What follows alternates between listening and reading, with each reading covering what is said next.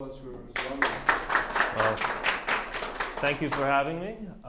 So, D.R. Raming Jr., CEO of Arawak X. And so what do? We bring multiple investors together with companies over the internet and in a regulated space. So I have to actually deal, because it's dealing with American investors as well as local Bahamian investors, I have to deal with the SEC and the SCB. So I exist in a regulated market. So these are some of, this is my advisory team. My old man is the chairman. Yeah, he's, he's Kellogg Business School. He was the chief technologist that put the technology in for BISX. So Mr. Kreisen there is a cloud computing Silicon Valley entrepreneur. Mr. Hilary DeVoe, anybody that's dealt with securities and understands that, well, he used to run the SCB. Mr. Bridgewater puts software in banks and other systems. Ms. Therese Curry, trust manager, heavily intimate with things like the Red Cross. I think she's president of the Red Cross. Mr. Leroy Archer, he's, if you don't know who Mr. Leroy Archer is, he did the Commonwealth Brewery IPO. So $62.5 million raised locally. So the money is here locally, and the money is definitely abroad. And then Mr. Kevin Sullivan, Mr. Kevin Sullivan is actually a consultant to an AML consultant, and he actually testified before the U.S. Congress for 9/11. So you know when they found Osama bin Laden's money, he was the one that put the procedures in there. So clean money. We don't deal with any. We're not here to deal with anyone with their nefarious things. I have to deal with so many AML and paperwork. So, and then there's me. I studied robotics in school, came home, worked a bunch of companies, joined my father in management consultant from a sales perspective. So in terms of making sure you have the proper processes in place. So I think very much in terms of processes.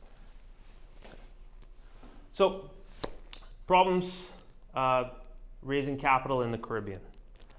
So in the Bahamas, these are IDB statistics. $180 million minimum is missing from your sector, from this sector, the small and medium-sized enterprise. There's a need for that much money. In fact, in that same article, it actually goes up to $605 million. So this is a huge problem for our society. We need you guys to be able to have the funding, because what's going to happen is when you guys have the funding, you'll hire people, you'll do things, and the country will be better for it. Yet, at the same time, 85% of loans are being denied at the banks. Mm-hmm. Yeah, so you guys have all experienced getting your collateral together, getting your paperwork together, going into a bank, and waiting 6 months, them saying, yeah, it's got to go up to Canada, and then when it goes up to Canada, nothing happens. So it's very, very common. So this is what we kind of expect. We expect that we're going to go to the bank with collateral and our paperwork lined up, and we're going to get it. So we get rejected. If you are dealing with something that's beyond your collateral, say I have a $250,000 house, but I need $1 million. You can't use your collateral anymore. So that's where you go enter into that private equity kind of world, where you need to sell shares in your company to raise that money. That's largely a who you know kind of business. It's for people that kind of went to the right schools, was in the right circles, said the right things, dated the right people, married the right people. That's largely what that is. And truthfully, most companies, when they get there, are not properly structured. And I'm going to talk a little bit about the structure that you need. That's why Brandon asked me to come, because you guys have great ideas with great products. And then once you finally make it, once you finally have, multi-million dollars worth of sales and things like that, then you can start to talk to the big institutional investors, because then they care, because a pension fund needs a very stable kind of company to invest in. So that's when they start checking for you. So this is the entrepreneurial ecosystem. So you as a business person, think of yourself as the business is right in the middle of this. So these are all of the services and things that are out there that you can take advantage of and you should take advantage of. And it's a lot. And so things, business assistance, so things like getting your business plan together, getting educated in the right field, that's the SBDC, BAIC, they help with different types of education, University of the Bahamas, Chamber of Commerce. Then there's the business environment. Those are things like you need a bank account. You know, you can't do business without a bank account. You got to put the money somewhere. Tax compliance. Each and every one, I know we like to dodge taxes in this country, but each and every one of you should be looking for the day where you got to pay taxes, because that means that you're making enough money where the government actually cares about you. No, I'm serious. That's when you're paying your VAT, and they start talking. Now you can get up in a meeting with the Prime Minister and say, "I pay my VAT on time. You need to make sure that this process is more streamlined. This will make doing business easier." Because remember, what government cares about is taxes. So they care about numbers, right? Same. Capital. Different types of capital. So people like to think, I got a rich uncle, it's all the same. Money is all the same. Money is not all the same. You got banks, which rely on debt, so you need collateral to go to banks. But then you have other types of capital. Angel investors, or just like they say, they're like angels, they come in your business. But in this country, we often have devil investors. Anyway, it's not private equity. I explained that before. Funds, venture capital, and then there's crowdfunding, which is us, the new people in this space. Then there's BISX, which is for really established companies. Think of yourself as BISX is like Cable Bahamas. That's really, really established.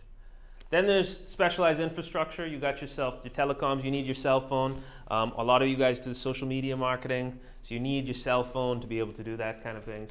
Internet. Then there's talent. I know a lot of you guys, you run into the problem where you need professionals in your business now. You need consultants, accountants, lawyers, MBAs when you get to a certain size. These people are not cheap, but you need them to grow your business. Then market access. Market access is things like how you guys need certain licenses to be in food and beverage. So you need to have your health certificate. Otherwise you can't do it. You need to have this. That's what market access is. And then community culture, which is what Brandon and Nassau Night Market and Tinfoil are doing.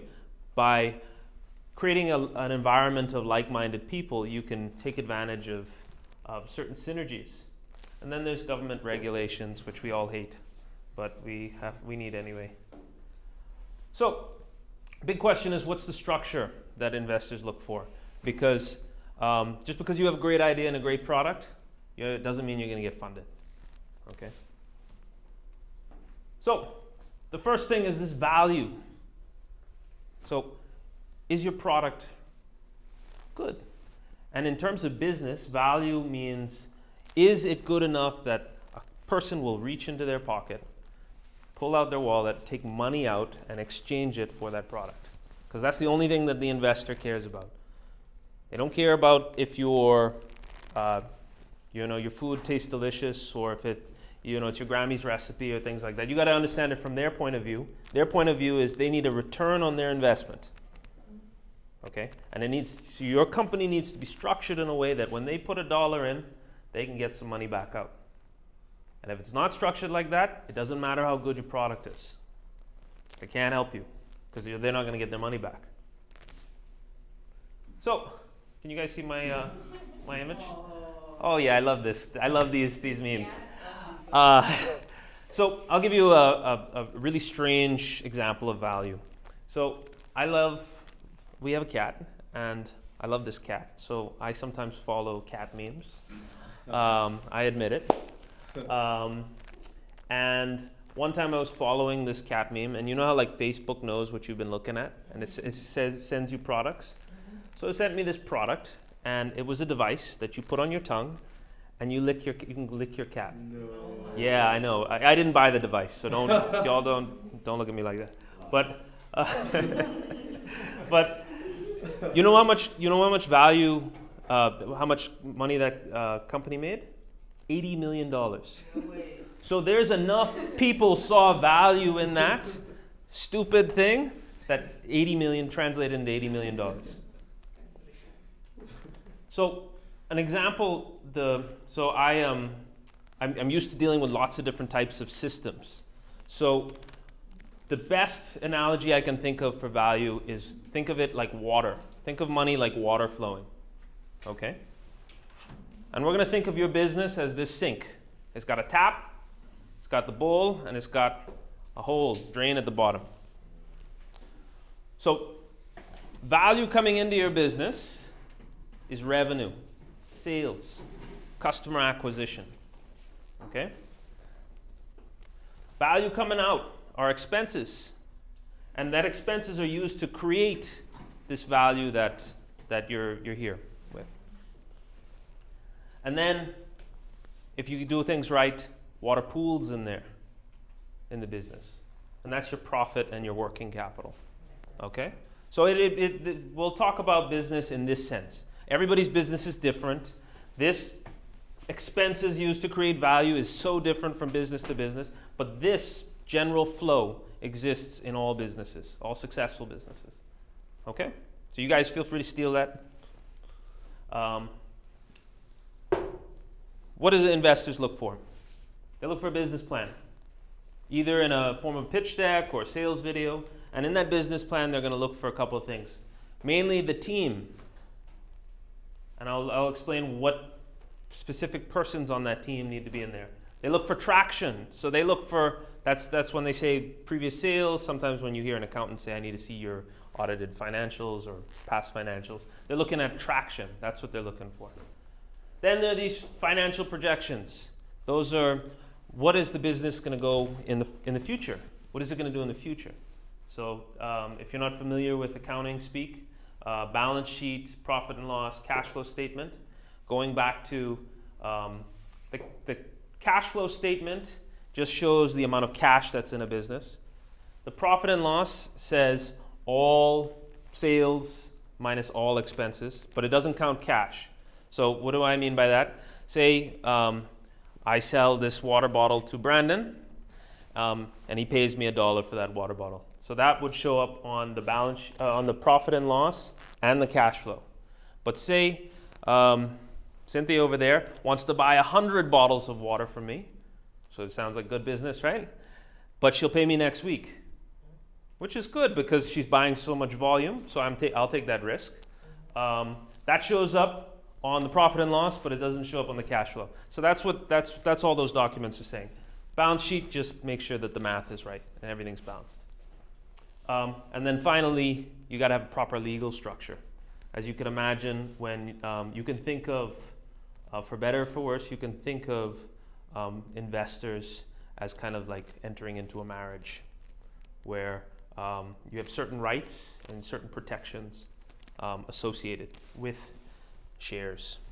So, back to the team.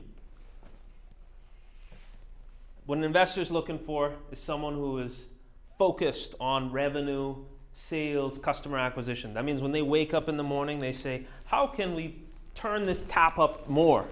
How can we make this business run more? Okay? The next thing they look for, I love the cookie example. It made my presentation. I didn't plan this, by the way. So someone who's so dedicated and focused on every aspect of the business. That's saying, how do we produce value for this customer? Just all of those things that you said, that stuff is industry specific. Things like doing presentation for the booth, making sure that certain things line up, the packaging, the stuff. You know, for me, food is just kind of, I eat food and I enjoy food. I spend money on food. But all of that is kind of is a wonder. But you need someone who's focused 100% on that. Because if a customer has a bad experience, what happens? They don't come back, right? And when they don't come back, what happens? You lose the revenue and sales. So this is intuitive. And then finally, you need someone who's doing the measuring. That's your accountant or your bookkeeper, making sure that there really is, this water is pooled in here. And what that does is it just gives you information. So you can say, you know what? We sold twice as many cookies because we did the layout a little differently. Maybe we should keep doing that layout. Or, you know, over here, we have some, maybe you look at the numbers and you say to yourself, maybe, to use the cookie example, the raisin cookies. You know, a person came in and bought 100 of those. Maybe we need to explore that. All that is just telling you how to better optimize your business as the business owner. Okay? And unfortunately, for better or for worse, no one person can be an expert at all three things at the same time. You can understand all three things, but you can't have 100% focus over here, 100% focus over there, and 100% focus over there. It's impossible. And that's why that's the biggest hurdle for a lot of business people, growing from the smaller, that small baby to the big one, is we try and do everything ourselves, but you can't do everything yourself. Not well. I'm not saying that you're not smart, but 100% of attention on something, you can't pay attention to something else. Okay? So, lastly, legal structure. Incorporation. I know many of you guys are not incorporated. You have to be incorporated. Why do you have to be incorporated, especially in food business? Because, so you're not liable. Yeah. Because you say, okay, I know all of these safety procedures and things like that, but when I turn around, that employee that I'm paying minimum wage to, or paying by the day because we're dealing day by day, he does something and someone gets sick. If you don't have that legal separation from you and the business, when they sue, they actually sue you. They can go after your house and your savings and your things. And I'm in the middle of law school. I'm on my second degree, and they're actively telling lawyers as they're training to become more litigious. This country is about to become a lot more litigious. So you need to protect yourself. Another aspect. You say, oh, yes? Sorry, so I'm just trying to figure out what that looks like for us in real time. So, because I'm assuming most of us have business licenses as sole proprietors or partners. Yes. So saying you have to go with the LLC route. Yeah, limited. LLC, that's an American distinction. But, yeah, the LTD. Okay. So the reason why partnership is basically the worst kind of arrangement you could do in law, because say me and Brandon are partners and Brandon decides to do something stupid, I'm liable. I can be sued on Brandon's behalf. So it's better to set up an LLC and he take 50% of the shares and I take 50% of the shares, so when he does something stupid, I'm protected. Okay? Sorry to use you like that. You know, he's going to do great things, smart things. But also, like I say, and the food, people here kind of understand, whether for better or for worse, that the food, if they get sick, they're just not going to go back to you and they're going to speak bad about you. But say that same employee sexually harasses someone. You don't really want to get dragged into that for something. Also, it allows you to do certain things, because the business then takes on a life of its own. It allows you to sell shares, which is why we care about it. We care about it because it allows us to raise money for our idea. And then also you can get insurance. You can do all kinds of things with your business. You can open up a proper corporate banking account, separate your personal finances from your business finances. You can do all kinds of things when you have a company. Okay? So I'm going to use the analogy for business as these businesses are a baby, okay? And so we all start these nurtured ideas, and we want our businesses to grow. We want to expand. We want to do big business. Some people in here are talking about export and multinational big business. without certain structures in your business is never going to grow. It's kind of like if you, we don't have it so much anymore, fortunately, in the country, but it's like those people that they went to school and they never had any formal education. They stay at a certain level. There's not enough structure in their lives for them to advance beyond that. And not all businesses are going to make it to adult. Think of adult businesses as the IPOs of, those are the, like Cable Bahamas, things like that. So not every business can go to that size. Many will, but not every. So high school, you could think of that kind of like where you need a Kalina to put $25 million into your company to, so you can do more. We sit in the middle. We help you with that gap. Our gap that we're filling is $50,000 to $3 million. So if you need $50,000 to $3 million, you come see us, and we'll structure it in this way. And there are two big differences, distinctions between people that stay here and people that go. First is you have to recognize you can't do it alone. You can't. You need partners. You need people around you that are competent and just as passionate about your plan. So you have to pay for expertise, because paying for expertise, you're getting more value. In terms of that sync model, the way that high-level managers govern their companies is they say, Brandon, you're an MBA, you're from a top business school, I'll pay you $100,000 a year, but I'm going to expect 100 times that output from you. So when you start getting up into those C-suite, that's why you see they work from morning till night. And you can work a human being like they're because they're making all that money, right? So you got to be worth it, right, to the business. So it changes the relationship of how you view consultants, how you view people around you. You got to say, is that person worth the value I'm getting? Is the value this business is getting? And if the answer is yes, then you go for it. If the answer is no, then you don't go for it. So it changes your mind. The second thing is because we're dealing in space beyond our collateral, you have to be willing to share to get from where you are to where you're going. You should, like I say, you should think of these investors as kind of like a marriage. You're entering into a marriage. That's your partner. They're coming in and they believe in what you're doing. They feel the energy off of you. And then it forms a nice partnership. Now, of course, you want to be in control. You want to remain in control. And that's what we help structure it to do.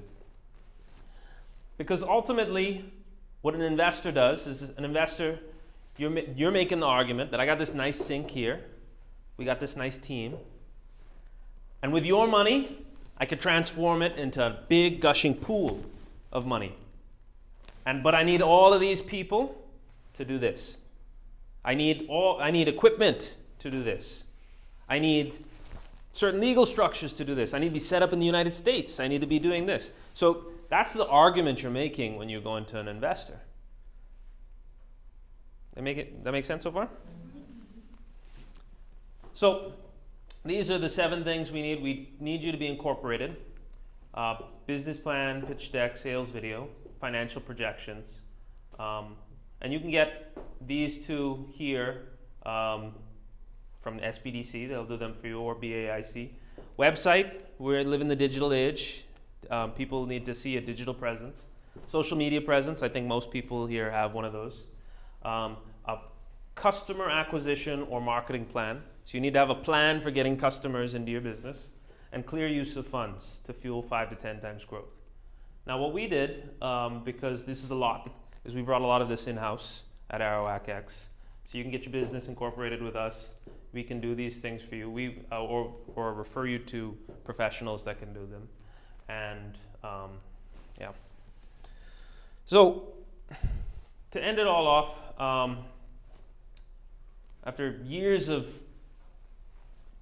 regulatory stuff, I like processes and stuff, but paper processes suck. I'll just tell you that. We got our regulated in the United States. So you can go after U.S. investors. These accredited U.S. investors are the people over $1 million net worth. So we figured that out. And then also we're regulated at the SCB level, so you can open up to local Bahamian investors. And we went and got all of the marketplace clearing facility settlement associated with that. So, my sister over there hasn't seen me in months, and that's what I've been doing. No, I'm serious. She hasn't seen me in months. So, any questions for me on what we do and how we can help you? Yes? How do you qualify to be an investor? How do you qualify to be an investor? So, we are trying on the local market to reduce the barrier to entry to $10. So we're working very diligently with our regulators because, like I say, this is securities law, so I'd be very, very careful of what I do in this space. But we're trying to get it down to $10 so your customers can be your investors, because there's nothing like having a customer that's an investor. For example, you guys watch any of the Marvel movies? Okay, every time a Marvel movie comes out, I say, go watch that. It was the greatest thing ever, even if I hated it, because I own Disney stock. So I know at the end of the day, I'm going to get $2 or $3 from that. Yeah, because that's what you do when you own. I'm an owner of the company. So everybody, your customers become your evangelists. They sit there and they'll actually come up to you and they'll say things like, you know what, New Duff, have you tried changing the packaging? I remember this time I had the packaging, it got a little soggy and it fell through or whatever. That was an example. I don't know if that's the truth. But your customers will become that. And then they'll say, you know what? I'm feeling like I need some Duff today. Why don't we all go to my spot, the New Duff, and spend some money at my spot? Because they know at the end of the day. You guys understand? You're creating a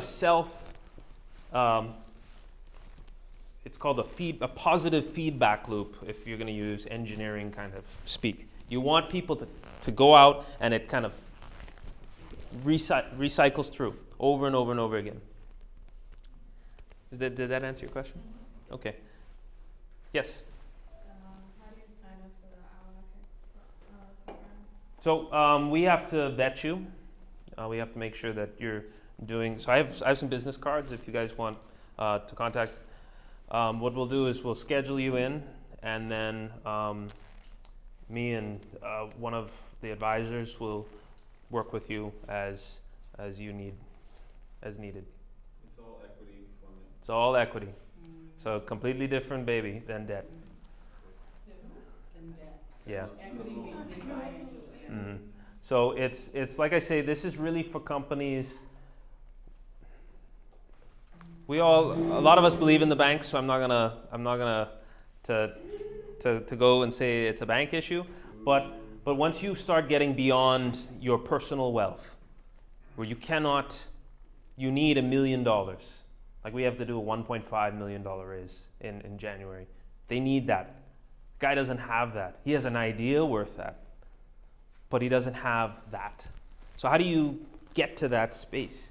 Does that mean that you're forever going to be relegated to what your equity is? Crawl your way up? Or can you jumpstart it? Because as we know, I'm sure many of you have seen in your business lives, that when you got an idea, you have to protect that idea because somebody is going to copy you, come into the market, and the only way you can protect that idea is to get way out in front of them. So they have to then go to their investors and say, you know, I want to compete with these guys, they're my competitors, and they'll be like, no, you can't compete with them. They got too much money. They're too far ahead. So that's and the only way to do that is through growth. You have to outgrow them. Mm-hmm. Sorry, one more question. Can you speak a little bit to the difference and I guess the process of debt to equity? Okay. Yeah. Sure. That would be helpful. So let's use that slide. So I'm going to put on how a banker thinks about this stuff, okay? And it's completely not based in reality, but I'll tell you how they think. So you bring your loan in, your equity in. This is why the rejection rate is so high. You bring your collateral in to get a loan. And once you brought that collateral in, they're going to look at last year's earnings to see if you can pay the rate, their payments. They're not looking at your future projections. They don't care about that. They're not looking at if you had this money to buy this equipment, you would double your sales. They don't care about any of that. They're looking at last year. So basically, the only companies that can qualify for that are companies that don't need the money. That's why you see certain companies have this debt is really good for like when if some of you guys have work vehicles, the vehicle breaks down and I need to get a new one, so I need to debt finance it. But when you need 10 vehicles, it's too much. You don't have enough equity. So the debt is really good when you're at a certain level and you want to just push that cash flow through. You don't want to give up any equity. These are tools, guys. There's not an either or. You need to understand that this is a tool in your toolbox that you can use at different levels. Okay? Equity now. Equity is completely, you're raising money by selling portions of your company. Okay? So I have this idea. It's great. If you join me in my crazy endeavor, then we'll make a bunch of money together. That's basically the argument you're saying. It's kind of like when you're on a date or something, you know. Join me on this crazy thing, and we'll make this sweet. Same thing. That's why I use that analogy. Yes. You may. So yeah, I'll give out cards. I can talk about this stuff all the time. Yeah, and if you guys have questions too, Yeah, I know we went over